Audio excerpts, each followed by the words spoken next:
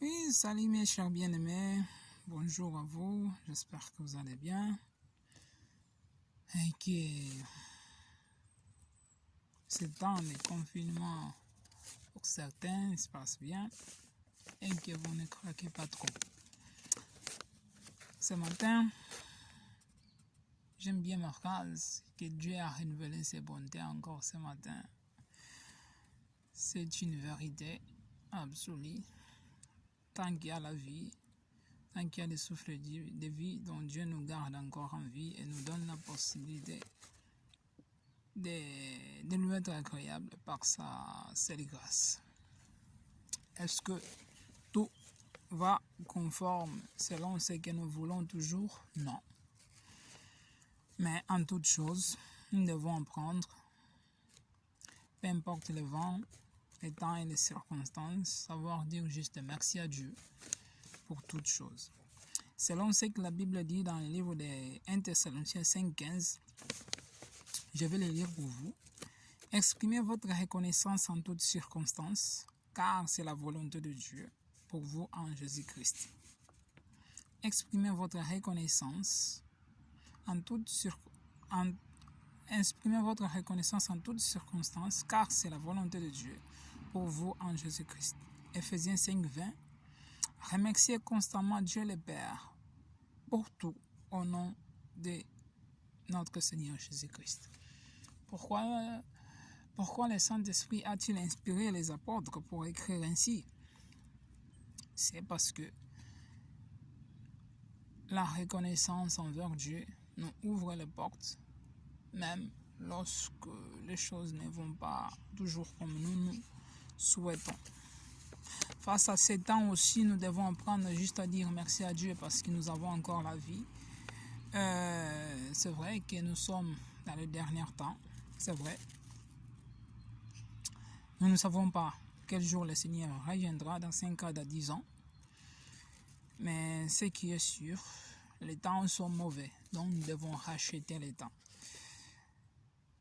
Dieu nous a dit dans sa parole de ne pas s'inquiéter de ce que nous mangerons, de ce que nous boirons et de ce que nous aurons à nous habiller. Pourquoi ne pas s'inquiéter? Est-ce que s'inquiéter est-il un péché? Non, ce n'est pas un péché, mais ça ne doit pas prendre ta tête parce que lorsque s'inquiéter prend la tête, tu n'arriveras plus à prier.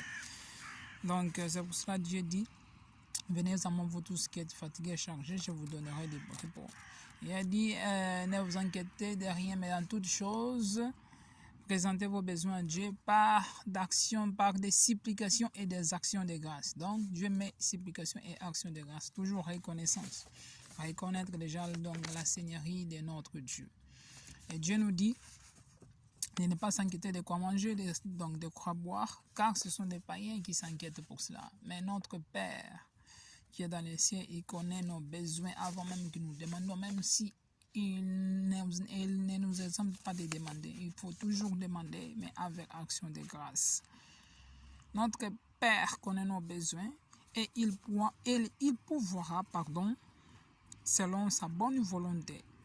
Mais pour nous, nous avons l'objectif de nous focaliser, de nous refocaliser sur ce qui est essentiel. Selon Matthieu 6, 25 à 33. Cherchez premièrement le royaume et la justice de Dieu et Dieu nous comblera de ce que nous avons vraiment besoin.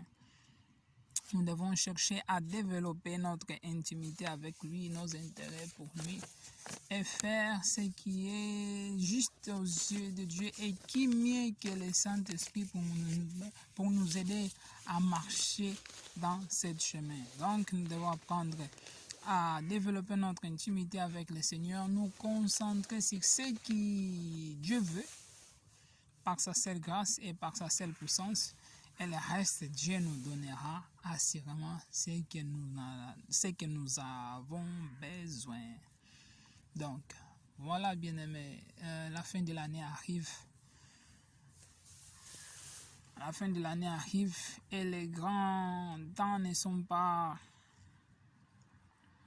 Les grands moments historiques, ne sont pas faits sentir, mais à toi et moi que nous avons le souffle de vie, nous devons juste apprendre à dire merci à Dieu pour le temps et les circonstances.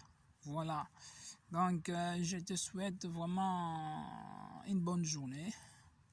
Que la paix du Seigneur soit avec toi. Que la force du Seigneur soit avec toi. Et que l'amour de Dieu, manifesté en Jésus-Christ et qui est répandu par le Saint-Esprit dans nos cœurs, soit ton partage de tous les jours. Dans le nom de Jésus. Soyez bénis et à bientôt. Ciao.